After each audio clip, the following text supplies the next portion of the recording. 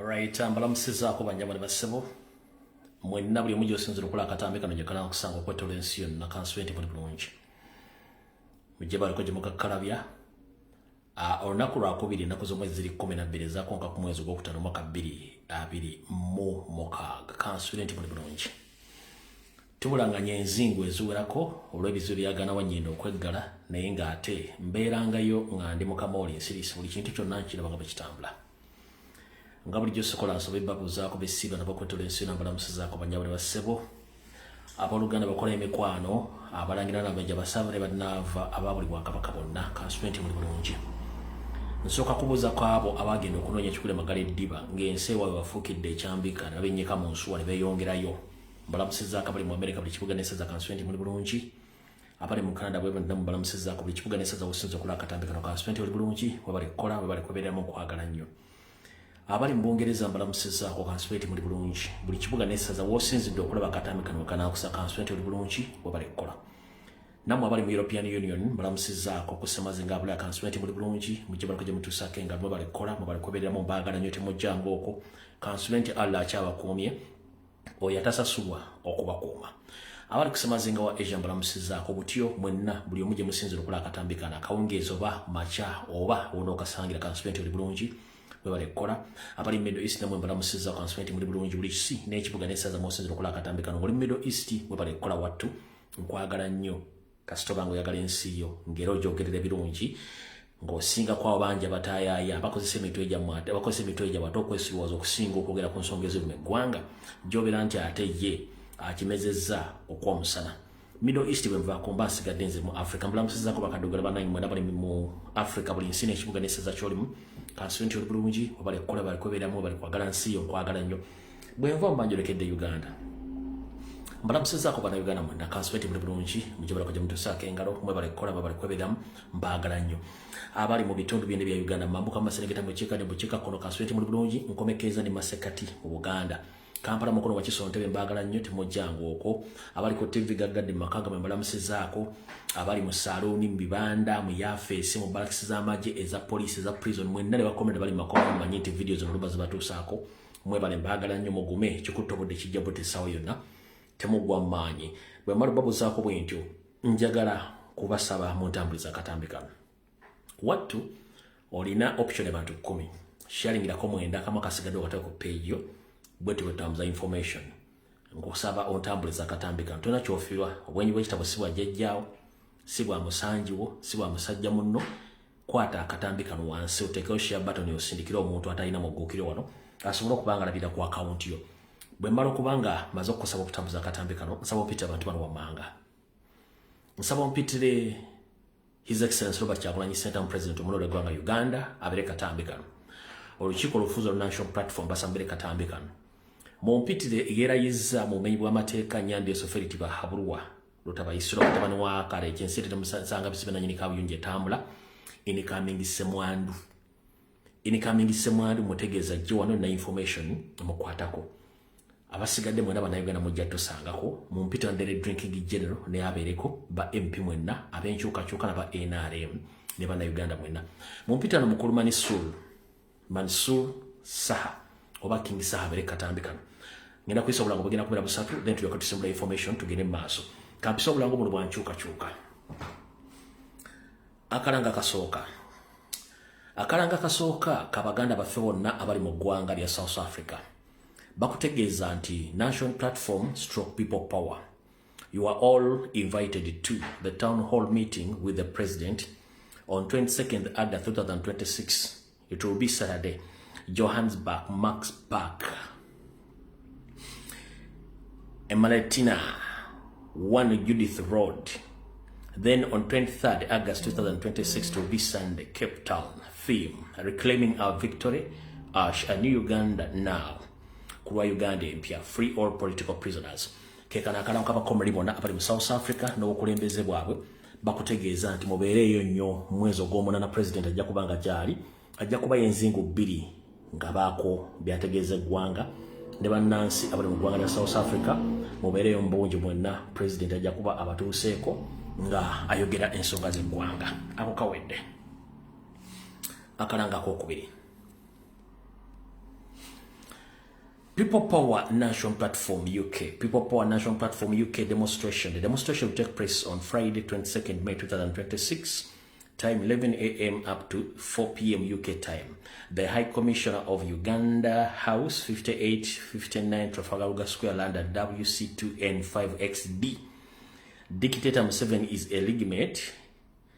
The diaspora do not recognize Dictator Museveni as elected president. Free all political prisoners. Sanction Dictator Museveni. For more information, to contact the leadership of the national platform.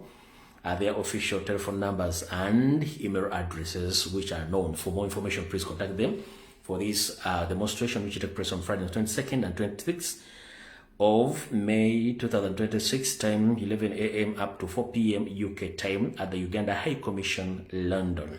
Kati abakulembeze ba national platform gwanga lyabongeza bakutegeeza nti bajja taddeyo okwekalakaasa okw'emirembe ngenda kusoma za 22 mwezi guno gw'okutaano sawa 5 mpaka saa 10 ku kitebe kya Uganda ekisoma mu ggwanga lya Bungereza mu kibuga London.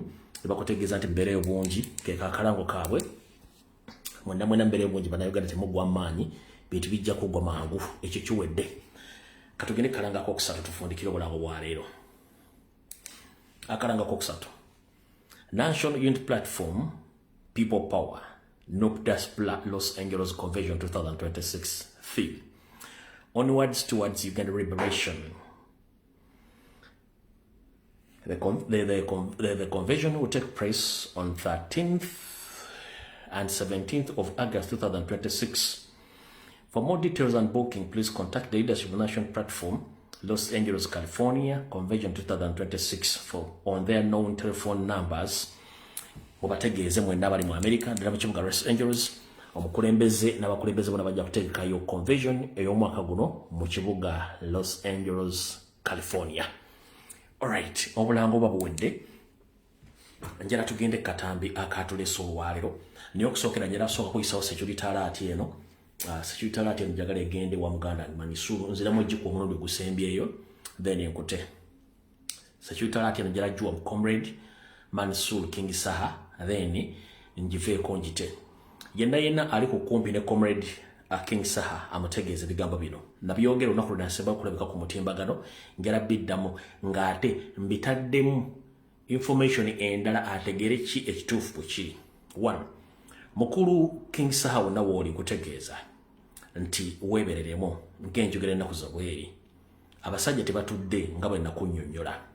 Oluko olukuta lulimu abantu bangi nnyo nga bwe nakunnyola, lulimu state, lulimu ba music promoters, lulimu ba musician banno, era amannya nagamenya. Amannya ge namenya kwa promoters mulimu Barambaruga Haramwali, ba musician wamanyi bulungi kuliko Eddie Kenzo, family ya Mayanja ngekulembeddwamu Paraso. Mulimu Ghetto Structures ezikulembera Christopher Damulira ne Emma Kutesa. Ninga orders zonna ezikujjawo zivubutuka wa daily drinking general kubanga takwagala. 1. Mwetabisemu okuba nti kati gwe n'ennyimba eziriko era go bookingibwa abayimbi bano tebasobola kukola bulungi. Ekyokubiri oli wankyukakyuka bagezaako okucontactinga n'olemwa kati ensonga lwaki bakuli bubi. Kati nakunnyonnyola bute bagenda okukola ekintu kino. 1. Nenkuwa n'engeri gy'oyinza okwetangiramu ebyo nabimanya naye kati njagala osooka omanya ekintu kino. Bakyusizaamu formation yeruwa ngeri gye bagenda okukwataakingamu yeeno. 1. Information yonna gye nayogera ndowooza mwagiprovinze ku security alert gye naba ku King Saha. Era abamu bavudde ku social media ne babyogera exactly nga bwe nasooka obyogera kuba bisookera wano. 1. Omukulu Paraso ssente baazimuwa. Yafuna ssente okuva mu federation n'afuna ssente okuva Emma Kutesa nga beegasse ne Christopher Damulira ne mu state mwennyini. Ze nsimbi zaaliko okumaliriza enju eyo ne mission. 1. Already yayina case to answer yalumba amaka oba base ya Alion Skini case yali agirina. Kati case yakomekereza badirectinze Mike Mukula amuyite makage ne family ya Paraso era basituka bulungi nnyo. Paraso yasituka ne family ye ngekulembeddwamu nnyina ne kitaawe n'abala ne bagenda basinkana Mike Mukula. Mike Mukula amugaa nti emisango tusobola ogijjawo as long as nti okkiriziganya togenda kudda ku side y'abanyigirizibwa era ng'ogenda kukolera state in possible emisango togenda gijjawo. Ko ne bamuwa deal ti state ebekwagalira ojja kukola omulimu ogwo. Yes, nakkiriza.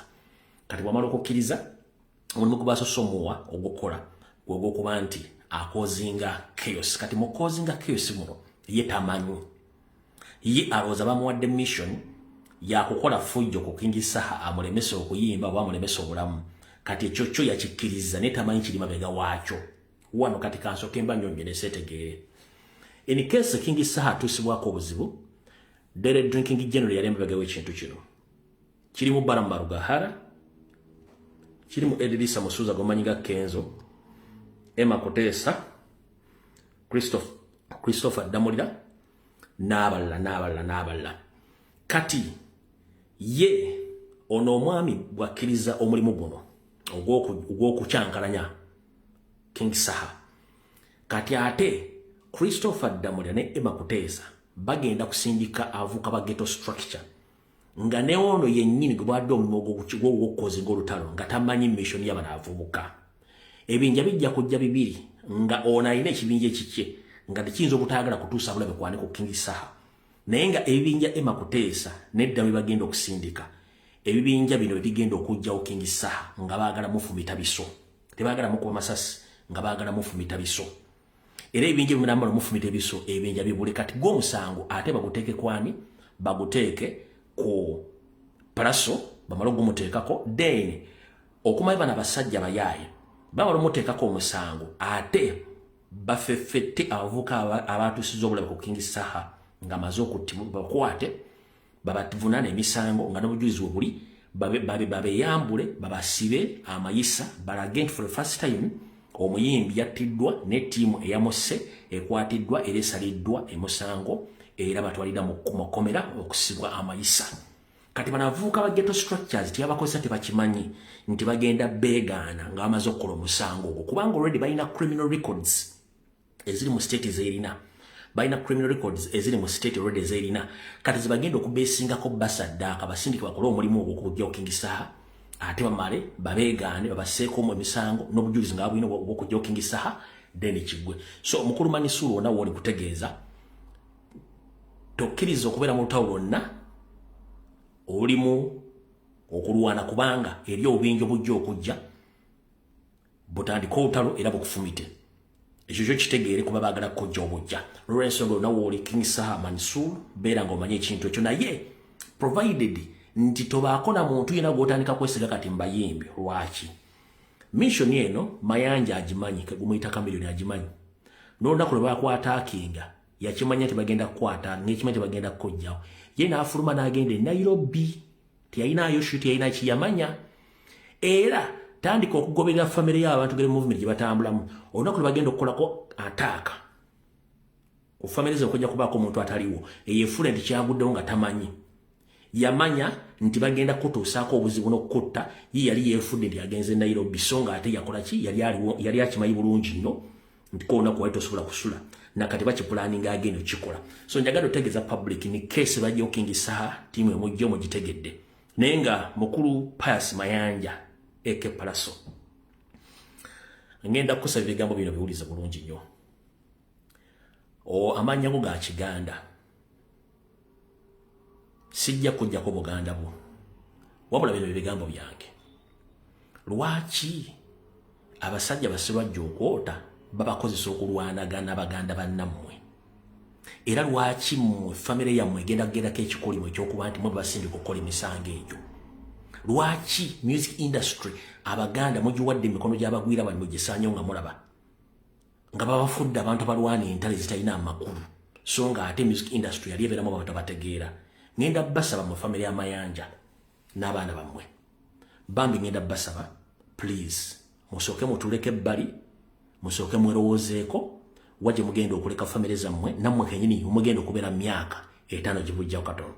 Olw'ensonga buli kyemukola kiri ku record ate n'ekirala ekisembayo nti buli kyokola ojja kisasulira mu budde bwakyo obutuufu. Enfa ya radio nakati tekyategerekeka mwagala kuzzaako Manisulu ne Manisulu gwe mutuli ajja kubuuza mwina lutalo ki naye?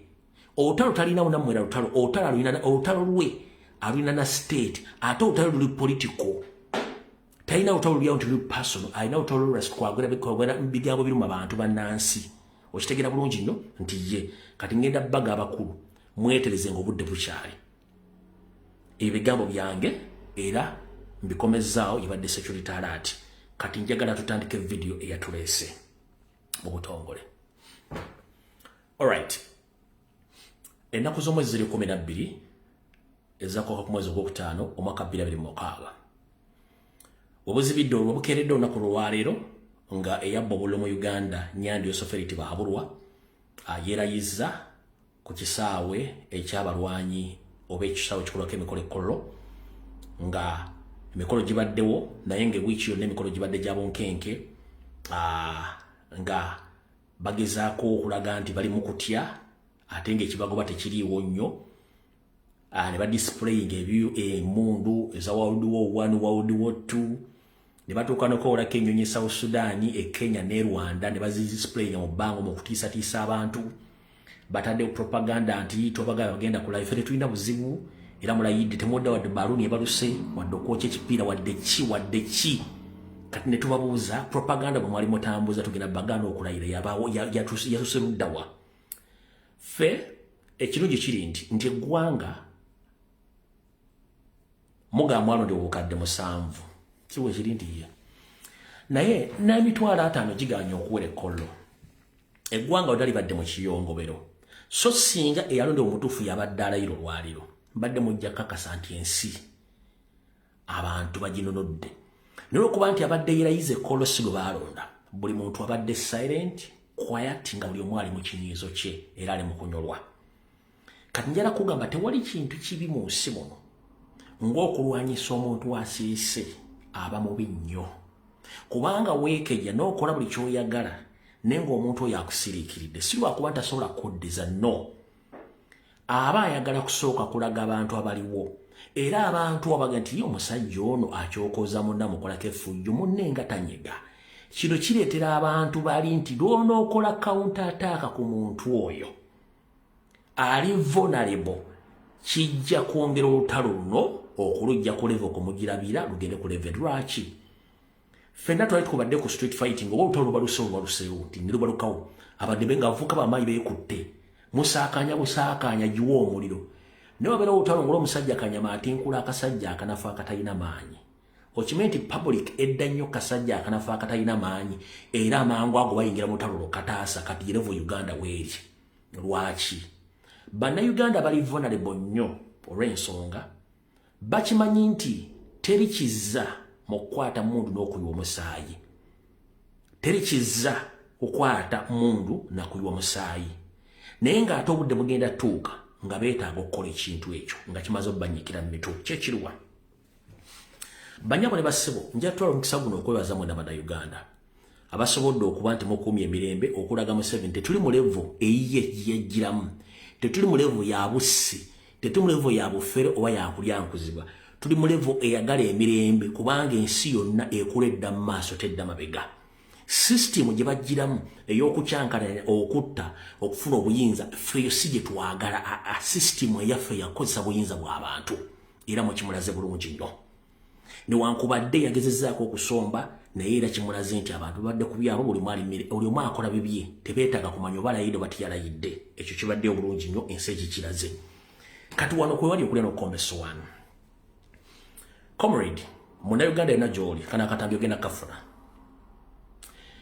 ebyobufuzi biringa mupiira omupiira bwe guba nga gulina olusamba lumu tegugenda kubeerako lusamba lwakubiri omupiira ogwo bagusamba eddakiika 9 n'eddakiika ze bongeramu eddakiika ezo bwe ziggwako bakuwa kye bayita extra time essaawe eddakiika ennyongeramu tesobola kusukka ddakiika 30 eddakiika 30 ezo bwe ziggwako mugenda mu bunnya kye tuyita penalties muganda wange yonna gy'oli Uganda erimu extra time ekitundu ekisooka kiwedde tugenda mu kitundu ekyokubiri ekyolekera okusimula obunnya siraba lwaki onyolwa ogwamu amaanyi nga tuli mu extra time ey'ekitundu ekyokubiri lwaki 1 oba oyagala oba toyagala buli kintu kyonna ekitandika kibeerako enkomerero buli kintu kyonna ekitandika kibeerako enkomerero mwe temumanyi lwaki buli kimu ekigenda mu Uganda kirigadde benga linga embwetundo muzigo nawulidde n'agabozibozi nti kati Museveni alayidde mugenda kuzzaako ki kati kankubulye Muganda yabuze ekibuuzo ekyo bw'obuuza Nuupu oba Luwumbuye tugenda kuzzaako ki kitegeeza gwe musiru ffe abaagala okuyingira mu buyinza tugenda kuzzaako kino gwali mu buyinza gwe olina otulaga ky'ogenda okuzzaako kuba gwe olina obuyinza okitegedde bulungi nnyo olw'ensonga nti ekibaddewo okuva mu 86 kyekiriwo tekikyukangako ekibadde okuva mu 86 kyekiriwo tekikyukangako ffe kyetwagala okujja mu buyinza ate kikyuse kati gwe okumbuuza nti Museveni alayidde tugenda kuzzaako ki ate gobera musiru ate ng'oli lubuto nga n'omwana gwolina mu lubuto naye musiru muzibu wano tewali kikyuseeko bukyanga Museveni ajja mu 86 n'okutuukula lwerayiza tekikyukangako amalwaliro geegamu mafu enguudo ze zimu zenfu ekonomi enfu Nairobi gye muyina Referral Hospital ya Uganda kitegeeza nti temulina kye mulina mwe mulina otulwa ekyo kimugenda okuzzaako basuva tuli ku panic mwe muli mu panic emyaka 4 obuuza atayingirako mu buyinza nti azzaako ki kitegeeza gwe musiru olw'ensonga nti nze ndi wabweru wa gavumenti sirina powers zikola mirimu giraga abantu nti nzizaako kino mwe mulina powers mubbi okulaga kimugenda okuzzaako otherwise bw'ombuuza ekibuuzo ekyo kitegeeza oli musiru nnyo totegeera nze ndi out of power sina tools gw'obuuza nti nzizaako kino gwe alina tools ne powers obbi gwe olina otubuulira nti nzizaako kino period lwaki NRM gy'owagira soyera yinza olwa mubbi teyina maduuka nti wa NRM kwagenda okugula sukaali kwagenda okugula sabbuuni NRM teyina masomero nti amasomero gano ga NRM yasuyalinze mugenda kusomera bwerere teyina malwaliro tugano ga NRM egenda kusomesa baana ku bwerere terina nti kino kyaba NRM bagenda bowa siti mugenda simbu ba ATM wa banka zaba NRM no we are in the same bracket in the same chaos. We are in the same. The one who's asked me the question, what is next, and me, who I fail to answer what is next because I don't have that answer. So, tebayo muntu akubuzabuzanga akubuza ekibuzo kyekisibuye musimu. Olw'ensonga nti ate nze mmanyi bulungi nnyo embeera gye ŋŋendamu yo yabuuza kyatamanyi mbeera kyeriwo. Abatayina mirimu temugenda gifuna. Abagenda ofuna passport mugenda fuluma n'abawagira era nga muli mu dasa mugenda sigala nga muli ku level yemu ate kati tugenda mu extra time embi olw'ensonga oba oyagala oba toyagala Museveni rule is about to end. Museveni's rule is about to end. Lwaki? One, ekisookera ddala njagala osooke weebuuze nti mu myaka 4 gy'afugidde walolabyeko ekintu ekyefaanaanyiriza ng'ekikozezeddwa ku mulumuddu guno tekibangawo. Lwaki bakikoze? Kubanga they want to prove a point etaliiwo. Lwaki teriiwo? Tebalina kye bakoze n'okwata billions ze tutamanyi bulungi bayogedde ne mu display nga technology y'emyaka 2 mabega owa drone okulaba mukoze mwalaze item zinya kuliko wekikofire ya bobulu agosima uli kuliko ebyobulamu nga mweke nyini buli alwala mugenda Nairobi mu Referral Hospital ya Nairobi nolaga basi z'amasannyalaze zolaga mu assemblinga basi emu nga almost 90% ebintu byonna mwabijja China n'emmotoka zimwalese zonna zimwalese basi zonna ziva China mwaziyingiza. That is not a project. Nemutulaga nti muina internet. Internet, it is a must world over. That is not an achievement. Internet is an essential requirement in today's life. It's not an achievement. No, achievement. No, it is a must. Dufuna. Kati internet, emotoka z'amasannyalaze simanyi ow'ekikoofiira tewali achievement yonna gye mwalaze. Kati wulira okumanya abasajja bali ku panic. Essaawa zino wenjogera basasudde 2.4 billion Ugandan shillings government ya Dubai nga bagenda kulaga ekifaananyi ne celebrations za Museveni ku Burj Khalifa either olwaleero oba enkya. Ekyo kikulaga ki? Kikulaga nti they are trying to prove a point and to pay their legitimacy. Ekitaliwo myaka gyonna. Lwaki at this time? Kubanga mubalaze nti they are nothing and you can keep quiet ne basigala nga bali isolated. Nkiddamu olwaleero obencha basasudde 2.4 billion Ghanaian shillings basasudde government ya Dubai oba company etwala ekizimbe kibayita Burj Khalifa nga bagenda ku displayinga oba kuzanya ebifaananyi bya Museveni ku kizimbe ekyo either olwaleero kiro obencha 2.4 billion Ghanaian shillings. Kati wane wali okulya n'okkomba essowaani weewaliwa ekibuuzo kyali kyakubuuza nti muzaako ki ansa ngibawadde nkugambe tuli mu political extra time eyayo mu Uganda.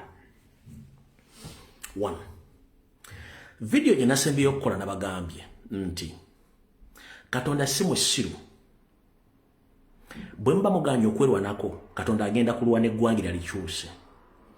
Nabagambye Janet Kembabazi waddewo Mother's Day wiiki ewedde walabyeko mwala we yenna nga wandiise ekigambo nga baagaliza mama we obubaka bwonna tebuliiwo. Wabaddewo state dinner eyabaddewo naku lwajjo Janet yaterabiseeko nti bwe kiri nti ye nabagamba olwalengera ku z'omwezi 12 Janet bw'atalabikako mujja kuba mutegedde ansi entuufu. Kati ansi entuufu lwe mwagirina okitegedde bulungi. So bwabanga abadde alina otandikira mu maaso yatandikidde mabega ng'ate noono kennyini aliwo essaazi n'abakaabi olulubaale yabba emyaka ng'ate kiri ku record scientifically nti omuntu gw'owangala naye mu nju naddala g'omugatta ekyama kasita akutuka bw'ati tosobola kuwangala myaka 2 naawe bw'ogenda. Oyo gw'omulabawo kifaananyi si muntu kiki ekijja mwena kye muteetegereza. 1 balina poor marketing strategy gye babataddemu temunnagitegera kansoke ngibannyonnyera.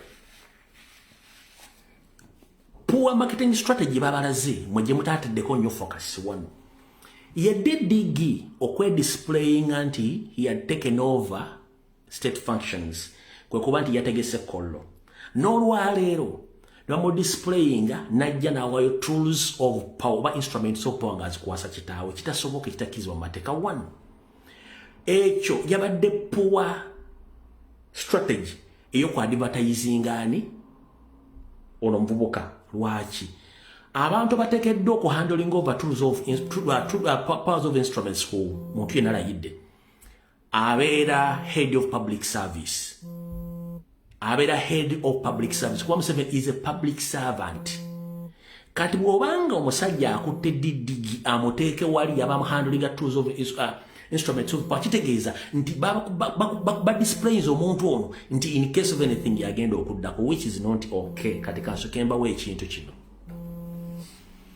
jjajja tebakulya ssente tebakulya dola zo era tosiba ssente ku muhoozi tekisoboka kuyingira ku ggwanga eryo nabo alingiddeko na mudumu gwa muntu asobola ddeberako myezi 2.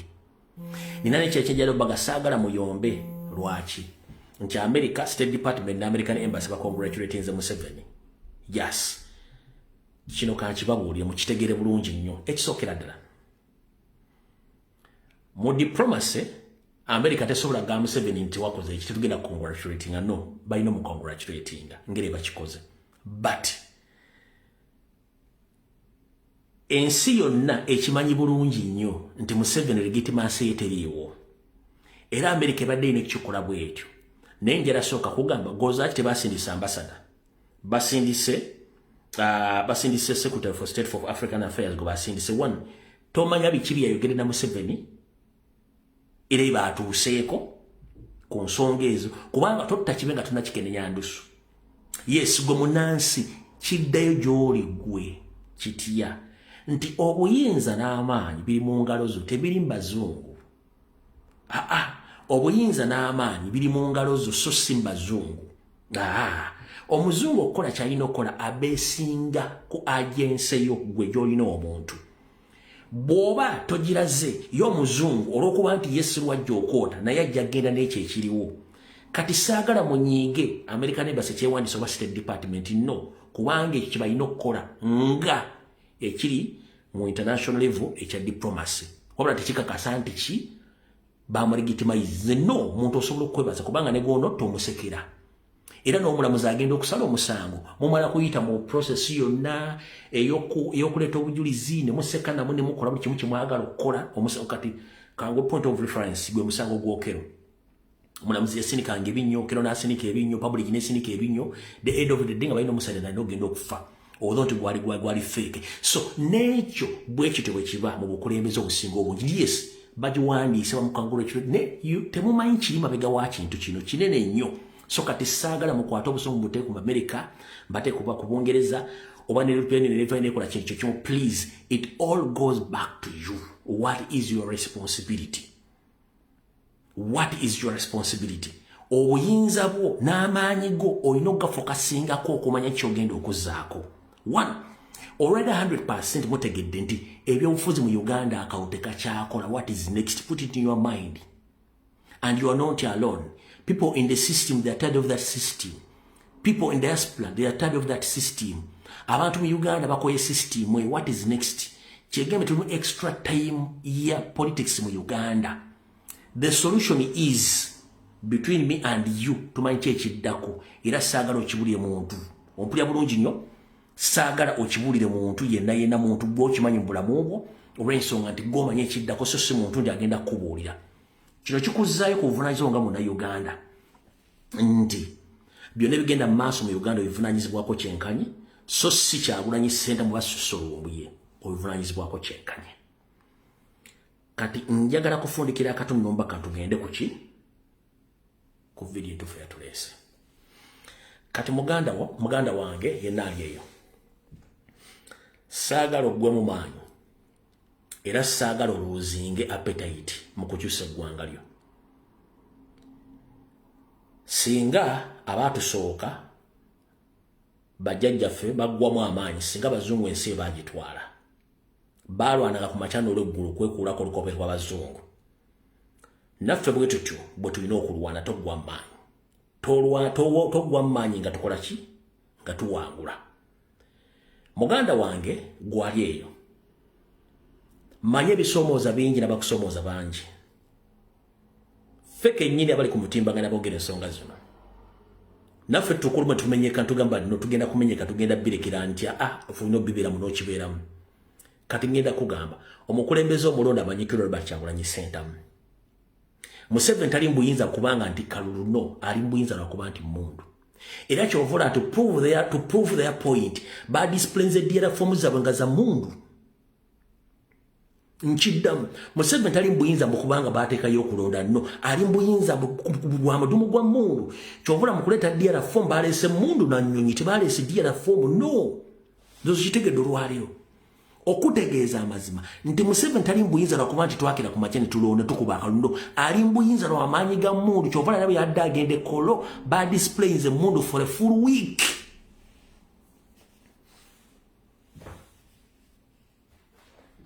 Tali mbuyinza nti kubanga mwabi yalondebwa tetumulonda atutwalonda Kyagulanyi ali mbuyinza lwa mundu. Bwe bunkenke bw'obadde olaba omwezi myebulino n'ebbanga lyonna nga batadde amagye ku kkubo bakwata abantu nakati bakyabakwata bonke ate gunaggwa. Kati womanyira nga tegunaggwa kansooke nkubuulire okumanya abana basajja bali ku bunkenke be bali mu gavumenti naye ate babuuza ffe ki ekiddako. Kati ani abasinga okutya?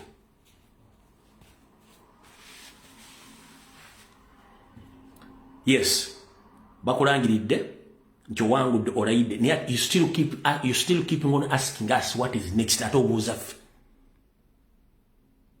Si ffe mulina okubuuza what is next mwe mulina okubuuza what is next kuba muwambi kati mukibuuza ffe. Kitegeeza nti mwe muli mu kutya ffe tetuli mu kutya. No ffe tetuli mu kutya. Mmwe ababbi obuyinza dira fomu ze mwaleese mundu na nnyonyi n'amagye gali omu Kampala mukono wa Kiso. Abatali muyinza temulina na mandate tubuuza what is next. Mwe mulina tugamba this is what we're going to do or this is what is next. Okitegeera ne bwe mbanga temusobola tubulira what is next kitegeeza nti kati affeffe mulinda ffe tewabula ekyokkola. Yensonga lwaki nti okumanya abantu bano obwongo balina butono in just a small period of time nga bakamala okwerayiza ate Polejiriji evudde ntandika okulumba speaker Anita Amongi immediately. Lwaki? They are in panic. They are in panic. Muganda etoloza nti obuyinza Museveni abwina lwakuba nti yabbye obulunno mundu. Chokola ba displays edira form nga za mundu. Gwangamba otyo displaying mundu njagala tusoke tuddeyo okuva mu 1996 okulaire kono okubaddeko bali batuteke mundu ekolo lwaki bazitaddeyo kati badde bakimanyi nti waliwo ekijja n'ekijja kituba kirabyeko lwaki omulabe wo tomuwanga chance kumanya kikyogenda kukola bw'omulaga kyogenda okukola asobola okudestroyinga wabula bw'omulaga nti ngenda kukola kino n'akinoonyerezaako n'amanya nti kiyinza omutuusaako obulabe ate gwe n'owithdrawing omuleka mu panic nga tegeri kyagenda kukola kati baganda bange mbagamba byonna gy'olitogwa mu maanyi tutuuse ku nkomerero y'entandiko y'obufuzi mu Uganda era wano we tulaga kwe kusaba kwa Uganda oba tuddayo mu 8 mu 9 mu 7 oba tusigala ku kiba tusomeseze ebbanga lino ekya peaceful transfer of power lwaki nze sigenda kuddamu ku advocatingira byakulonda no siddamu ku advocatingira kintu kya kulonda kubanga era sisuubira nti genda kuddamu okubeerayo okulonda mu Uganda no siddamu ku advocatingira kintu kyonna kirimu kulonda no ngenda kuddamu ku advocatingira kintu kyebayita revolution actions and surgical operations that is it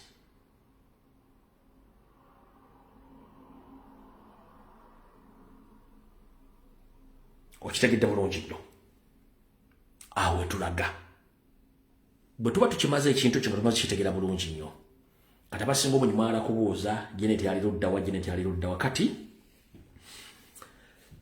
Janet yasemba obutalabika ku mukolo gw'okulayira gwali gwa magwa 86 kubanga ali Sweden kono Museveni nga yakawamba kumanje era kuwako information nga nkuwadde na buli kimu kyonna bwe kiri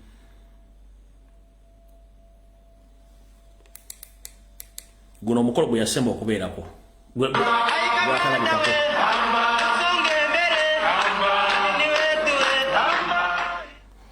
ogwo mukolo gwatabeerako gwokka ogwokka gwatabeerako gwokka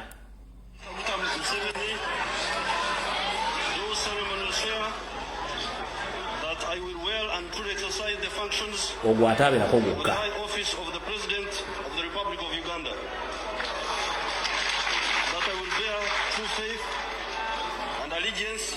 to the Republic of Uganda, and that I will preserve and defend the Constitution, and that I will do right to all manner of people. Ogwo mukolo gwatabeerako gwokka mpaka n'ogwali kivunula ki speculations n'amawulire agatambula mu nkobo njagala kubategeeza ekigambo kino era njagala mutandika okuddayo okuwuliza video zange zonna enkadde lwemujja okufuna amakulu video zenkola one najja ne mbagamba nti we were invaded by the Aryans of the Tutsi led by Museveni twalumbibwa ebihomebeku ebikulembera Museveni nga temwamanya mu buwangwa obuli mu Uganda yonna nga sawuddeemu ggwanga ki omuntu bw'afiira omuntu aba tayagala kubonyaabonya muntu oyo era omuntu we bamuwa ekitiibwa n'aziikibwa n'akola kinawo wabula mu buwangwa b'abasajja bano n'abakazi bakweka kye bayita emirambo kankuddizeyo katono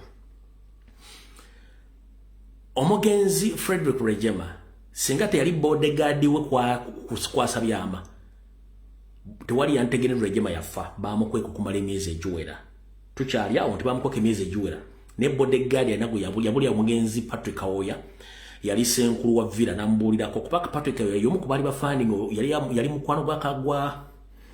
mukwano gwa Rejema nnyo era nga yamufandinga ne waite ebbanga takyamulaba n'abuuza n'akunanywako bodyguard namuga nti namuga body omusajja baamutta nti baagala mwogera ekyo mukitegeera abantu kati mu DNA y'abantu bano tebaagala ku exposinga kye bayita muntu waabwe ng'afudde kati right now ekiriwo essaawa zino speculations zonna allegations ne information eriwo etulaga nti omukyalo ono yafuuye olulimi lwabwe speculation allegations zebatanavaayo claiming nti si ntuufu zitulaga nti Janet yafuye okitegeera naye okumanya abantu bano babi diplomatically ku mukolo omunene ng'ogwo nga abantu babadde manyi nti lwojja okulayira ojja ne Darlingziwo singa abasajja bano tebali sibagumu nnyo to the extent nti asobola okweka identity ye kino kijja ku video zonna enkadde ze najjankola ku YouTube channel yange kweziri nti Museveni yakweka identity ye n'anyiga kitaawe nga tayagala ensi etegeere nti kiri Munyarwanda. Museveni time yatuuka yatuuka n'ennyina n'akola kyekimu ng'akweka identity ye. Museveni yatuuka teri amanyi true identity ya maama wa Muhoozi ne Muhoozi ntamanyi true identity yani true identity ya nnyina ne kubijja tagendangayo wadde okukola ki wadde era Muhoozi akimenti Janet yenna nga yakitegera omwana si yennyina kitegeza these people they can keep their secrets. Kati kinjala kugamba essaawa zino tosobola kuŋŋamba nti ku mukolo omunene ng'ogwo Darlingzi taliiwo public waddewo speculations ne allegations n'otagamba bannaye olunaku lwaleero omuntu gwe mbadde ntera okugjaku wano Darlingzi mukosefu atwongere omusabira nga naffe bwe tusabira eggwanga naye kyali akulaze ntasobola nakwogera ku Darlingzi wawaali mbeera ki gy'alimu kati kikuwa kifaananyi ki kikuwa kifaananyi ki nkubuuza mu mutwe gwe kikuwa kifaananyi ki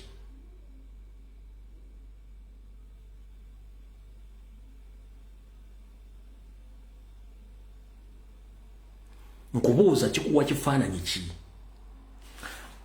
mu nsi mu bitundu byonna by'eggwanga omuntu obanga mugonvugonvu muga nti abannange mbeera gye musanzemu si nnungi nti mu nju muno tulinamu abalwadde wana mulwadde mukyala mugonvu kale yembeera nazze okusaba lenti aga waayi musajja nga abaana abalwadde nabo musoba nga musajja naye kyali yayimiridde ekkololo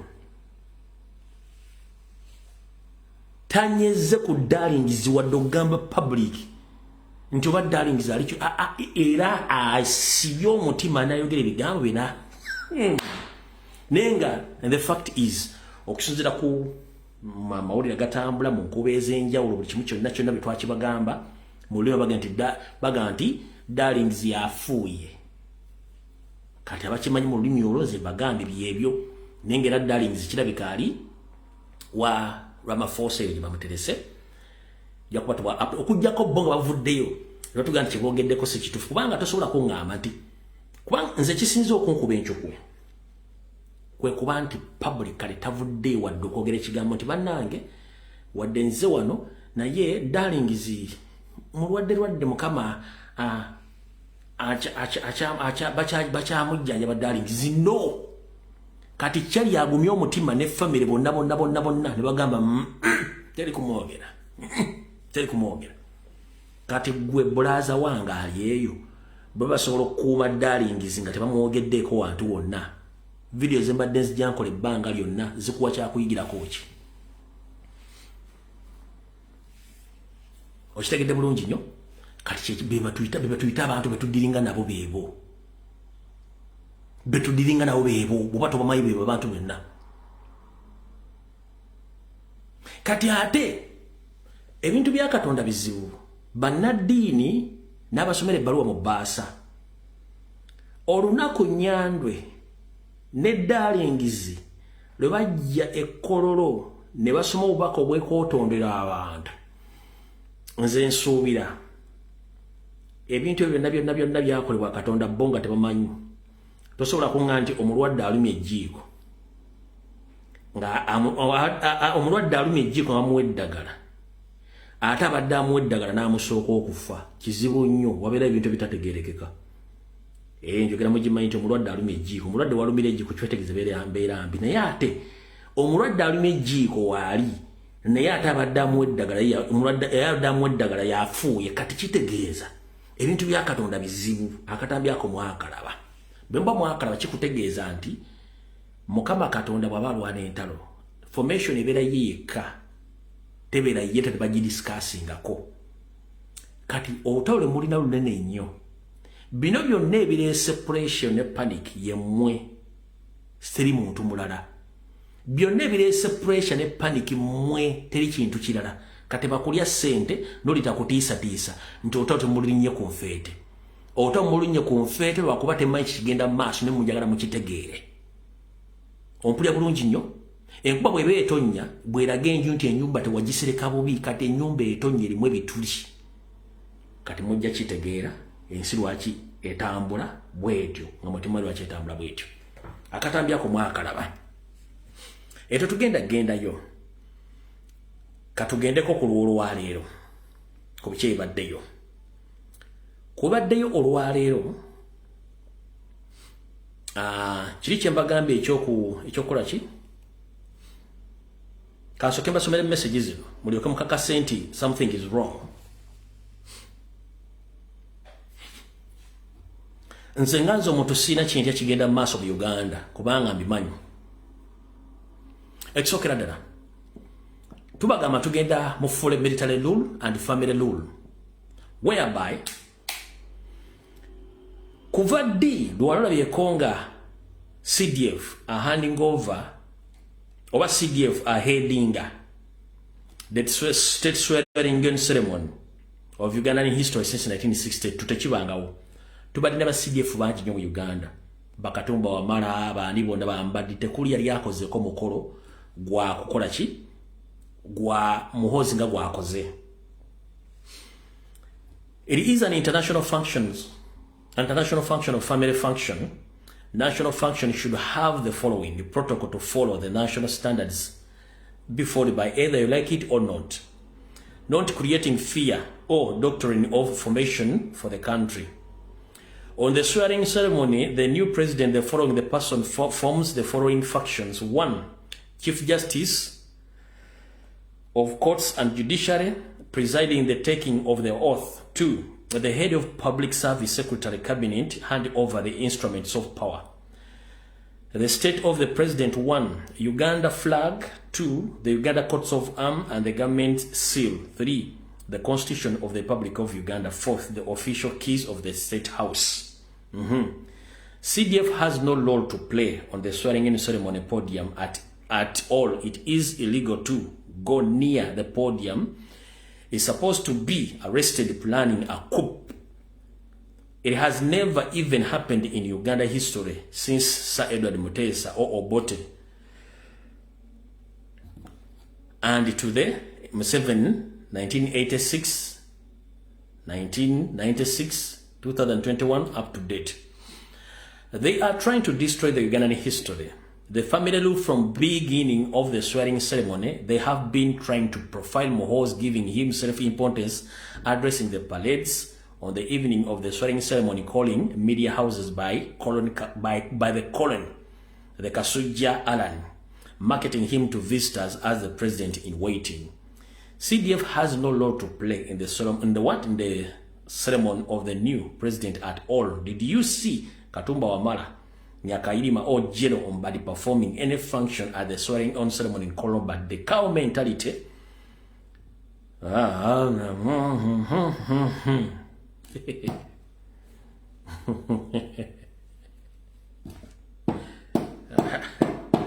Fujo koze lingi naye Katonda wange.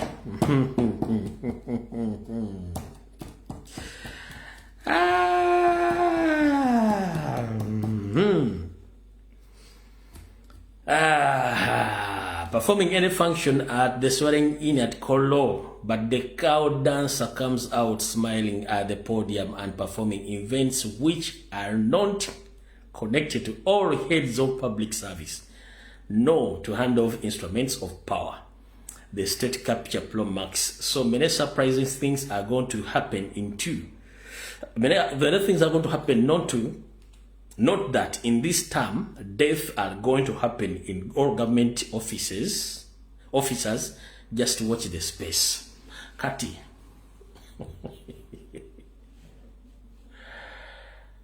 Nze. Njagala mubere ku social media kuno. Omwezi guno ogwokutaano. N'ogwomukaaga. wano we wali entandikwa n'enfundikira ya Museveni's family ogwokutano ogw'omukaaga lwaki kambanyonyera ekintu kino mukitegeere system ya Museveni ejafugidde emyaka 4 nkulete malako myaka kejibirizo twajimu lwaki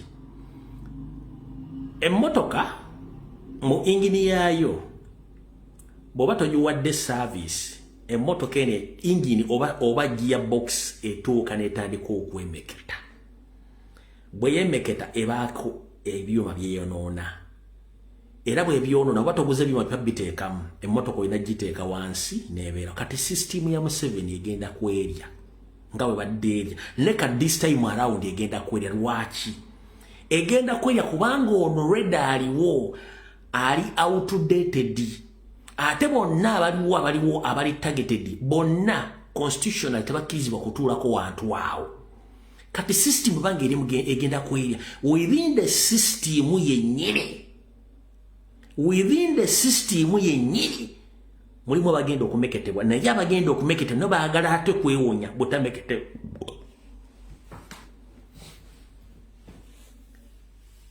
owakitabye mu system yenyini mulimu abatayagala bameketeramu ekyo nkibagambye they're just waiting the one thing is Museveni too ate ke bana detecting nti obongo tebikyakolera ddala bajja kumbeketa mu Mekisa Kagame baganda benkabaga temutya president jali kyafumba kifumba wabona ne mu system yenyini one mulimu batayagala kintu kiyikenga mwebali mulimu batayagala kubeera mulimu batayagala kuvunana misango ekintu mwekiri bo benyini bano beje be display nzeti ekintu kya family ate kya Banyarwanda kati eno yenyini yembage system oli mukutokota mu kirinde mu mwezi guno ogwokutalo gw'omukaaga mugenda ku already kyatandise dda one speaker Anita Amongi kati wano system egero tandikira okwembeketa nga temugikuteeko etya one bagenda kwerwana mu kulwanagana kuno bwe bagenda okweriira mu kweriira muno mugenda okuva amata bagenda okweyunga mu strong nga tumukubidde essimu nga tali mu system atya Nyandi Yosoferi wabadde ayerayiza agambye nti ekisanja kino kya no sleep teri kwebaka ne mu kinana mu kanga byera yaga nti nabaleetera tulo mwebake n'agamba bagenda kulwanyisa enguzi nge bagirwanyisa ddi lwaki ayogedde ekigambo ky'enguzi already nga balina task ey'okutandika okukuba abantu mu system yaabwe one omukyalo kimuletedde okugenda okusinkana Didigi abeeka ebigere byamufuuwa naye embalayirira essaawa zino mwandisanga nga abakuuma olubiri beekuba ate abandi bayingira olubiri nga abadde bakuuma olubiri balowooza bakuuma kuba bali mu kwekuba abandi bayingira buyingizi ekyo nkibagambye wandisanga abakuumi b'olubiri beekudde mu bitogi abadde balindirira okuyingira okusaba olukusa okuyingira olubiri bayingira buyingizi